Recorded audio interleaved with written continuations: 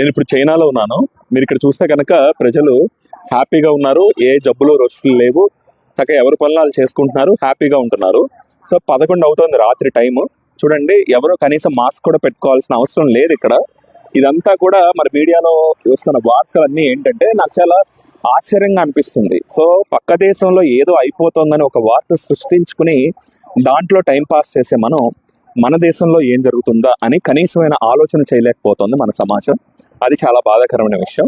ఇక్కడ గడిచిన 1 సంవత్సరంగా మనం చూసుకున్నా కూడా ఒక 2 నెలలు ఒక రకంగా, 2 నెలలు ఒక రకంగా, 2 నెలలు ఒక రకంగా రకరకాలుగా ప్రజలు ఇబ్బంది పడుతున్నారు. కొన్నాళ్ళేమో కాళ్ళు వాసిపోయి రకరకాల జ్వరాలు వచ్చినాయి, కొన్నాళ్ళేమో డెంగ్యూ కాకుండా ప్లేట్లెట్లు పడిపోయినాయి, కొన్నాళ్ళేమో పెద్ద వయసు వాళ్ళందరికీ కూడా హార్ట్ వీక్ అయిపోయింది, సడన్ గా అలా చనిపోయారు. ఆ తర్వాత యంగ్స్టర్స్ కొంతమంది, సో వయసులో ఉన్న ఆడవాళ్ళు రక్తం చిక్కబడిపోయి సడన్ హార్ట్ అటాక్లు వచ్చి చచ్చిపోవడం, లేదా యంగ్స్టర్స్ మొన్న అక్టోబర్ సీజన్ లో చూసుకుంటే కనుక 1-2 నెలల పాటు యంగ్స్టర్స్ సడన్ గా హార్ట్ అటాక్లు వచ్చి చచ్చిపోవటం, ఇదంతా ఏదో లింక్ ఉంది.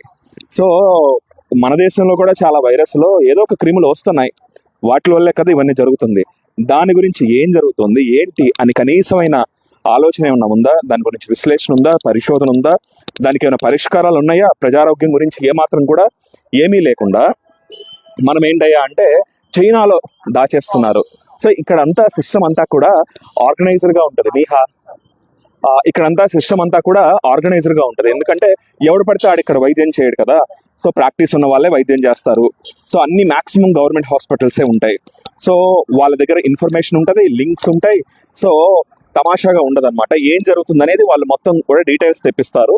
సో ఈ సీజన్లో ఏ రకమైన నిమోనియాలు ఎన్ని వస్తున్నాయి ఏంటనేది వాళ్ళు పూర్తి వివరాలు తీసుకుంటారు. మనకు మళ్ళీ ఇట్లా వదిలేరు. వాళ్ళు ప్రజారోగ్యాన్ని గాలికి వదిలేశారు ఈ దేశం. అసలు కోవిడ్లో ఈ దేశంలో వచ్చింది, కోవిడ్ ఈ దేశంలోనే వచ్చింది. కానీ చాలా విచిత్రమైన విషయం ఏంటంటే ఇక్కడ కేవలం 25-30 మంది మాత్రమే చనిపోయారు కరోనాతో. మన దేశంలో అఫీషియల్గా 5 లక్షల మంది చనిపోయినా కూడా అన్అఫీషియల్గా 50 లక్షల మంది చనిపోయి ఉంటారు. సో అసలు ఇంత స్థాయిలో చావులు జరిగితే దాని గురించి ఆలోచన లేదు. ఈ చావుల తర్వాత ఎందుకు చచ్చిపోతున్నారో తెలియదు. చిన్న వయసు వాళ్ళు ఎంత బాధ ఉంటుందండి. 25-30 ఏళ్ళ పిల్లలు లేదా ఒక 30-40 ఏళ్ళ ఆడవాళ్ళు హార్ట్ అటాక్లో చచ్చిపోవటం ఏంటి? అంతకు ముందు చూసామా మనం? ఈ కోవిడ్ తర్వాత ఎందుకు ఇలా జరుగుతుంది దాని గురించి ఏమాత్రం కూడా మనం ఆలోచన చేయకుండా ఏదన్నా అంటే అది కారణం కాదు, ఇది కారణం కాదు, ఏందో మరి ఏది కారణమో అది చెప్పరు. కారణం ఏంటనే చెప్పరు. 2 ఏళ్ల పాటు ఎక్సర్సైజ్ చేయమాకుండా ఐసీఎంఆర్ చెప్తుంది. 2 ఏళ్ళు అయిపోయింది, మరి ఇప్పుడు ఏం చెప్తారు? సో ఇది ఒక ప్యాటర్న్లో జరుగుతున్నాయి ఇవన్నీ కూడా. అంటే ఏంటంటే ఒక 2 నెలలు జరుగుతాయి, 2 నెలలు జరగవు. అంటే ఏదో ఒక లింక్ ఉంటుంది. సో ఆ లింక్ని ఎస్టాబ్లిష్ చేసుకునే కనీసమైన ఆలోచన మనం చేయట్లేదు. అసలు నేను ఇక్కడ చైనా రావడానికి ప్రధానమైన కారణం ఏంటంటే ఒక 2-3 ఉన్నాయి. అందులో ఒకటి ఫస్ట్ నన్ను ఇక్కడ లాక్కొచ్చిన కారణం ఏంటంటే వీళ్ళు ఎలా బ్రతికారు. కరోనా లాంటి దాంట్లో వాళ్ళు ఎంత గొప్పగా బ్రతికినట్లు, వీళ్ళు మంచిగా అసలు అనారోగ్యం పాలవలేదు. వాళ్ళ బిజినెస్లు కూడా మనకు మళ్ళీ అంత దెబ్బ అవ్వలేదు. సో అన్ని రకాలుగా కూడా వాళ్ళు మనకన్నా కోవిడ్ని బాగా ఫైట్ చేశారు. దానికి కారణం ఏంటి, అసలు వాళ్ళే మందులు వాడారు ఏంటి అనేది తెలుసుకునే ప్రయత్నం ఒకటి.